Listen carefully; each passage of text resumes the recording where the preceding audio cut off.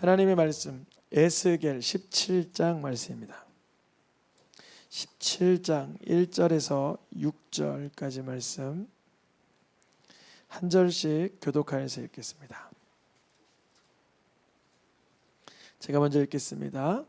여호와의 말씀이 내게 임하여 이르시되 인자야 너는 이스라엘 족속에게 수수께끼와 비유를 말하라.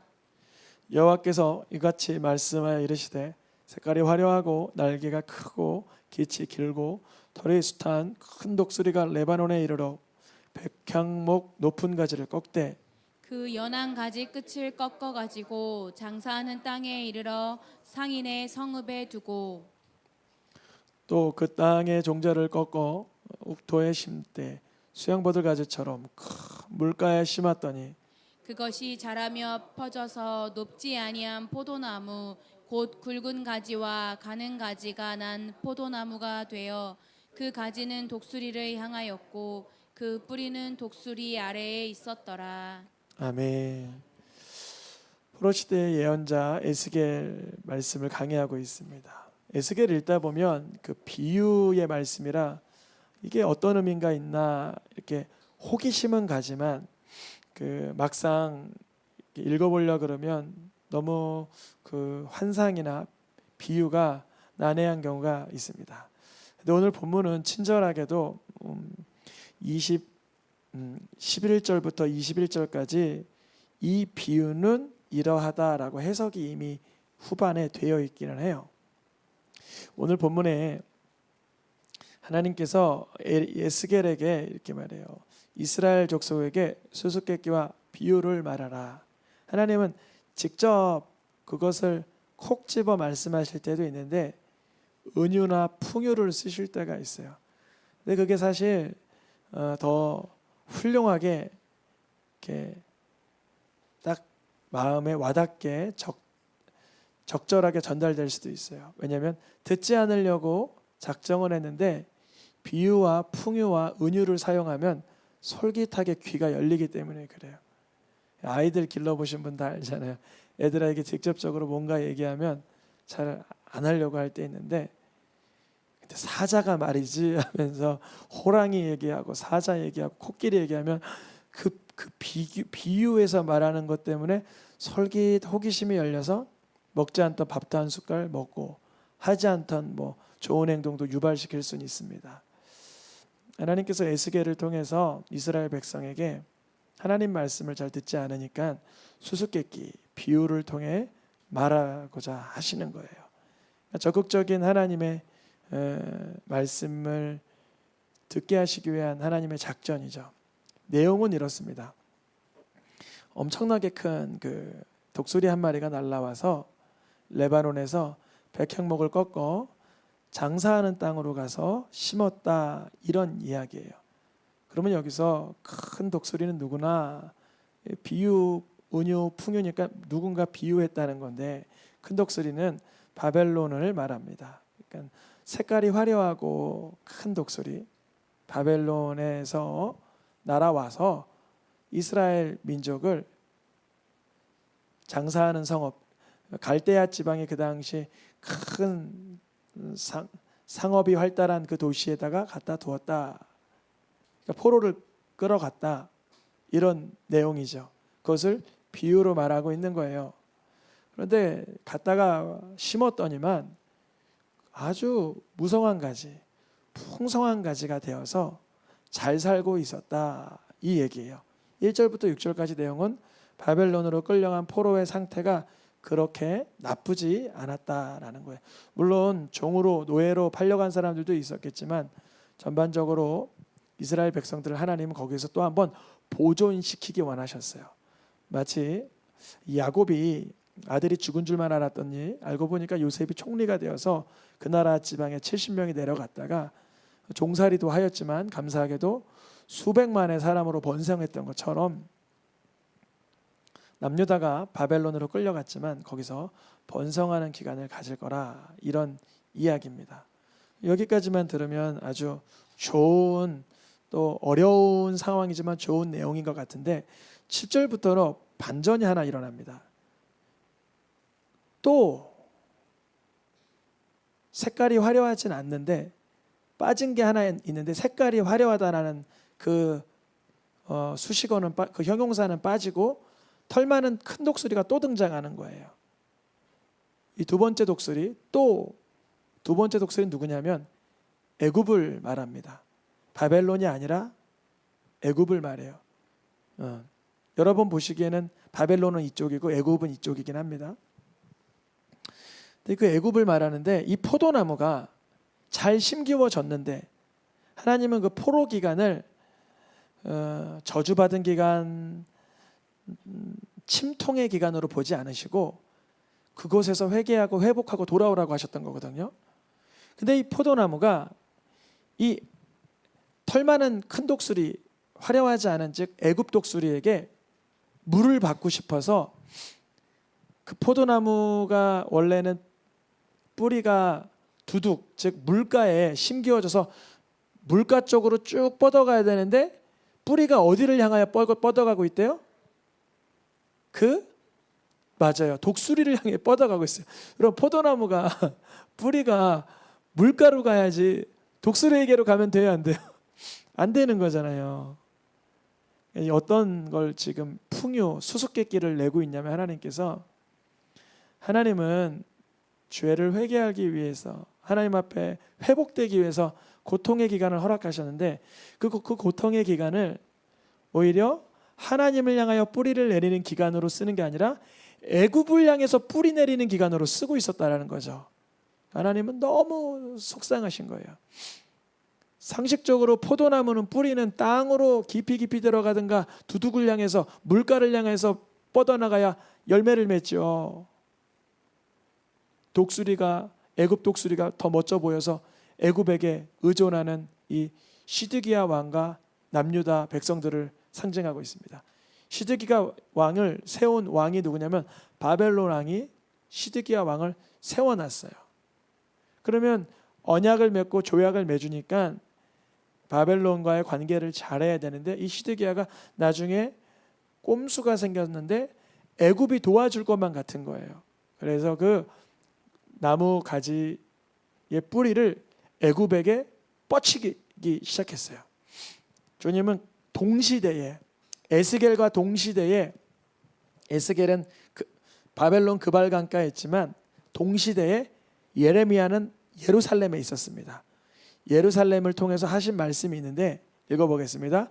무릇 사람 믿으며 육신으로 그의 힘을 삼고 마음이 여호와에게서 떠난 그 사람은 저주를 받을 것이라. 지금 남유다의 상황이에요. 바벨론으로 인해서 징계가 내려졌고 하나님께 회복과 회개를 간절히 요청해야 되는 상황에 애굽에게 뿌리를 뻗어버린 이 상황을 예레미야 선지자 통해서 이렇게 말씀하시는 거예요. 무릇 애굽을 믿으며 애굽의 힘을 의지하고 도리어 하나님에게로부터는 떠난 그 사람은 저주받을 것이다. 이렇게 되어 있는 거죠. 저도 간혹 문제가 생길 때 있어요. 삶 중에 어떤 시련이 생기거나 어떤 어려움이 생기거나 역경이 생길 때 물론 인간적인 가능성은 다 열어두고 재반 조사는 해봐요.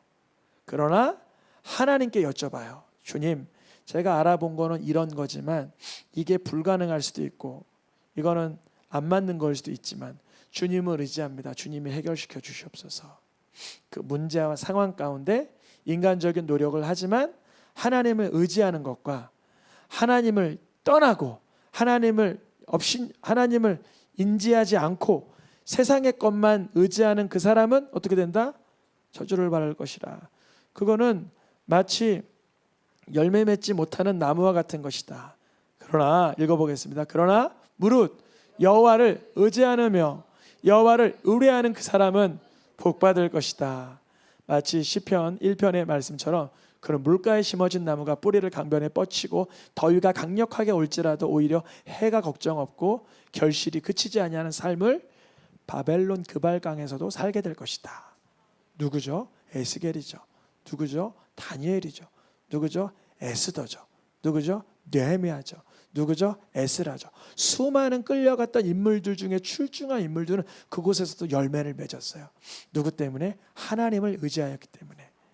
그러나 예루살렘에 남았던 자들, 야, 쟤네는 다 붙잡혔는데 나는 안 붙잡혔대. 그러면서 애굽을 의지하고 하나님을 업신여긴 자들은 저주를 받을 것이다. 또한 예루살렘에 남았지만 끝까지 열매 맺은 예레미야와 같은 사람 복을 받을 것이다. 이 남유다의 상황은 하나님께서 보실 때 안타까우신 거예요. 그러니까 우리가 하나님께서는 사랑하는 자는 무엇을 하신다 그러죠? 징계와 책망을 하세요. 그러면 우리에게 문제가 어려움이 생길 때는 하나님이 사랑하셔서 준 거라고 신뢰해야겠죠. 그러면 우리에게 어려움이나 고난이나 갈등이 왔을 때 사랑하는 자를 징계하시고 책망하시는 하나님을 인정하는 사람은 하나님께 내가 되돌이켜야 될 거를 여쭙습니다. 그러면서 인간적인 노력도 물론 성실하게 해 나가죠. 그런데 하나님을 믿지 않는 사람은요, 인간적으로도 잘못된 선택을 하고 하나님을 기대하지도 않습니다. 지금 이 남유다 시드기야와 이 백성들의 상황은 이렇게 판단되는 거예요. 노란 글씨 읽어보겠습니다. 바벨론 왕을 배반하였으니 언약을 배반하고야 맹세를 저버리고 언약을 배반하였은즉, 이거는 지극히 사회, 정치, 외교적인 부분에서 말씀하고 계시는 거예요. 하나님과의 관계 그런 거 얘기하시는 게 아니라 남유다 시드기야가 누구를 배반했다고요? 바벨론 왕을 배반했어요. 왜냐하면 바벨론 왕이 시드기야를 세울 때 너 나에게 공물 바치고 이제 너희는 우리나라의 속국이니까 배반하지 마, 언약을 맺고 맹세를 하게 했어요. 근데 시드기야가 맹세를 저버리고 언약을 배반하고 애굽에게 붙었으니 어떤 일이 있을까요? 맹세를 업신여기고 언약을 배반하였으니 어떤 일이 있을까요? 분명히 어떠한 끔찍한 일이 발생할 거다. 세상적으로도 뭐 그런 일은 생기진 않겠지만 우리가 미국과 저거잖아요. 동맹이잖아요. 동맹. 그러니까 우리가 미국하고 동맹이 더 중요해요. 좀 여러분 정치 구조 뭐 외교적으로 이걸 복잡하게 생각할 수 있지만 어떠한 중국과 러시아 그 자유민주주의가 아닌 공산 진영의 나라와의 언약이 더 중요해요. 정확합니까? 이게 굉장히 중요한 거예요. 정말 중요한 거예요. 우리는 분명히 남북 전쟁이라는 건 시기를 지나왔잖아요. 그리고 우리는 어디에서로부터 원조를 받고 공급을 받았는지 알잖아요. 생명을 바쳐 사랑한 사람들. 누가 침략했는지 알잖아요. 그럼 전 세계 인구 중에 러시아가 침략했다 그래요? 우크라이나가 침략했다 그래요? 당연히 러시아가 침략했죠. 어떤 사람은 그래도 우크라이나가 못해서 그런 거 아니야? 그거는 잘못된 생각이죠. 침략 전쟁은 우리나라 헌법에도 잘못됐다라고 얘기하고 침략 전쟁, 침략하면 안 되는 거예요. 이 상황 속에서 남유다의 시드기야는 바벨론과 맺은 동맹을 업신여기거나 배반하면 안 됐었는 거예요. 근데 맹세를 업신여기 언약을 배반했으니 어떤 일이 있겠느냐. 주님이 이런 인간적인 수준의 이 실제적인 예화를 들어주면서 이렇게 말씀하신 거예요. 그런데 그 이스라엘 백성들 남유다 시드기야가 하나님을 향한 맹세와 하나님을 향한 언약을 배반하였은즉 그 반역으로 인한 심판이 어떠하겠느냐. 일반적인 원리로 한번 생각해 보아라. 이렇게 말씀하시는 거예요. 우리가 사회에서도 통념적으로 도움을 주고 도움을 갚고 서로 이런 연합해서 살다가 누군가 배신하고 반역하고 부인하면 그거에 대한 끔찍한 결말을 예측할 수 있잖아요. 하나님께서는 지금 남유다에게 이 수수께끼와 독수리 예화를 들면서 하나님의 마음도, 하나님은 이 백성들과 언약을 맺고 맹세를 하셨는데 이 백성들이 하나님과의 맹세와 언약을 뒤돌아서니까 이제 일어날 심판에 관하여서 하나님이 이것을 진행하고 있는 걸 깨닫게 될 것이라 말씀하세요. 그럼 여쭤봐요.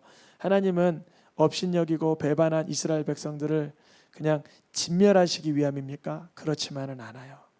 이 가운데도 말씀드렸던 것처럼 수많은 믿음의 인물들은 하나님을 신뢰합니다. 왜냐하면 이 징계가 미워서 하시는 징계뿐만 아니라 물론 죄는 미워하시지만 이 백성들을 긍휼히 여기시는 마음으로 베풀고 계신 하나님의 경륜임을 깨닫나요. 그래서 이런 말씀이 있죠. 잠언에 의인의 뿌리는 뭐하지 않는다? 의인의 뿌리는 하나님의 진노의 심판 가운데도 하나님을 향한 뿌리가 움직이지 않는다는 거예요. 코로나 기간이라는 위태한 시기를 3년 우리 전 세계 인구 70억, 80억이 똑같이 지났어요. 그런데 그 순간 하나님을 향한 믿음의 뿌리가 흔들린 사람이 있을까 하면 그런 가운데도 하나님은 역사하시고 지켜주시고 보호하시는 걸 믿는 사람이 있죠. 의인의 뿌리는 움직이지 않는다. 오히려 의인은 그 뿌리로 말미암아 열매를 결실하게. 의인이 뿌리로, 그 뿌리가 뭐냐면 하나님을 향한 소망, 하나님을 향한 기대, 하나님을 향한 인정함으로 열매를 맺게 되는 것이라.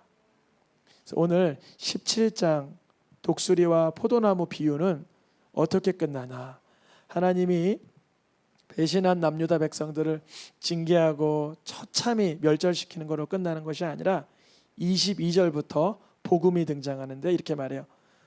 내가 심으리라. 여기서 내가는 누구를 말할까요? 하나님 자신을 말해요.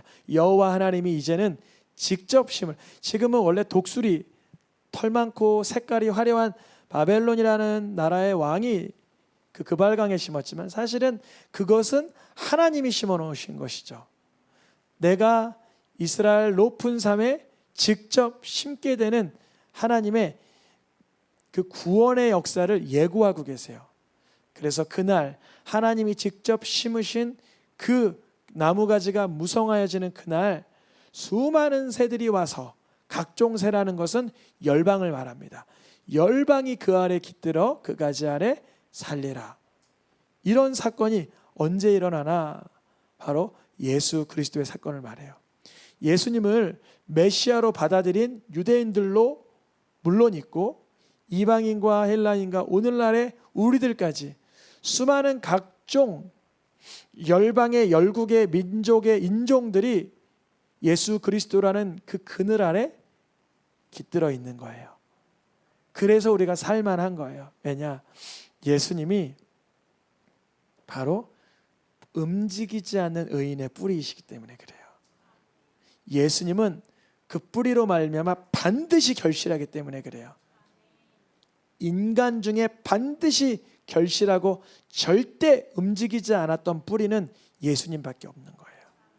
하나님을 향하여서, 성부 하나님을 향하여서 완전 무결하게 온전하게 연합되고 결합되고 결속되신 분은 예수님밖에 없는 거예요.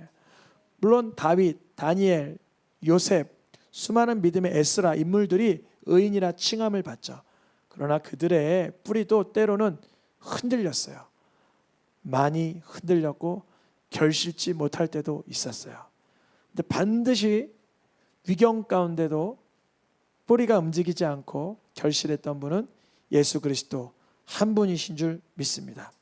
그래서 예수 그리스도를 향하여 다윗의 뿌리, 이새의 뿌리, 더 나아가 야곱의 뿌리라는 그런 표현을 쓰죠. 야곱의, 이스라엘의 뿌리, 근거가 되시고, 이새, 다윗의 아버지의 근거가 되시고, 다윗의 근거가 되시며 그의 줄기가 되신 분. 너무 아이러니하잖아요. 고대 사람의 뿌리가 되면서 그 사람의 줄기가 된다. 나의 이전 사람이며 나의 이웃 사람이다. 시공을 초월하신다는 분이죠. 시공을 초월하신 분. 이번 주 주일 설교가 시간의 주관자인데요. 우리는 직선적 물리적 시간 속에서만 살 수 있는 존재라면 예수 그리스도는 넘나드실 수 있는 거예요. 태양을 멈출 수 있는 거, 달을 멈출 수 있고, 시간을 스톱시킬 수 있고, 연장할 수도 있고, 천년을 하루처럼, 하루를 천년처럼 펼쳐보실 수 있는 능력이 있으신 분입니다. 예수님의 그 뿌리는 움직이지 아니하고 언제라도 그 뿌리로 말미암아 반드시 결실하게 하십니다. 그날이 언제일까요? 이새의 뿌리, 열방이 그에게 소망을 두는 날이 오는 것입니다. 열방 가운데 수많은, 우리나라가 6.25 때 참으로 먹을 것 없었는데 그 컴패션이란 단체에서 얼마나 많은 그 고아와 그 기아, 그러니까 먹지 못해서 죽을 아이들을 살렸습니까? 우리나라에서 그렇게 많은 그 외국 선교 그 여러 기관에 참여하는 사람들이 그렇게 많아요. 우리 성도님들 중에서도 상당수 있는 걸로 알고 있는데, 열방이 누구에게? 예수 그리스도의 이름에 소망을 두게 되는 거예요. 한 번도 경험해 보지 못한 그 사랑, 그 능력, 그 위력. 오늘 말씀, 이스라엘 백성들은 하나님의 징계 속에서도 그 털 많은 큰 독수리 애굽을 향하여 갈망하고 있었지만, 우리는 예수 그리스도에게 소망을 두어야 되는 줄 믿습니다. 우리에게 분명 때로는 징계와 같은, 역경과 같은 시간을 지날 때 있어요. 근데 영안에서 보면 하나님은 특별히 사랑하셔서 그래요. 욥이 굉장한 고난 받았죠. 근데 하나님이 누구를 제일 자랑했어요? 욥을 제일 자랑했어요. 근데 욥에겐 그 시간이 굉장히 아픔의 시간이었어요. 그러나 그때 욥이 하나님의 은혜에, 하나님의 임재에 갈망할 때 깊이 주의 형용할 수 없는 그 은혜를 누리게 됩니다. 이스라엘 백성들도, 남유다 백성들도 이 바벨론으로 끌려가고 있는 이 와중에 분명히 애굽에게 소망 두는 사람도 있었으나 하나님의 은혜, 하나님의 용서하심, 하나님의 회복케 하심에 소망을 두던 자들도 있었을 것입니다. 우리도 우리의 마음을, 마지막 말씀입니다. 읽고 마치겠습니다. 그리스도께서 너희 마음에 계시게 하옵시고 그 안에 뿌리를 박으며 세움을 받아. 우리가 언제라도 그리스도 예수 안에 마음을 두고 그리스도 예수 안에 뿌리를 박고 세워져 가는 인생 될 수 있기를 축복합니다.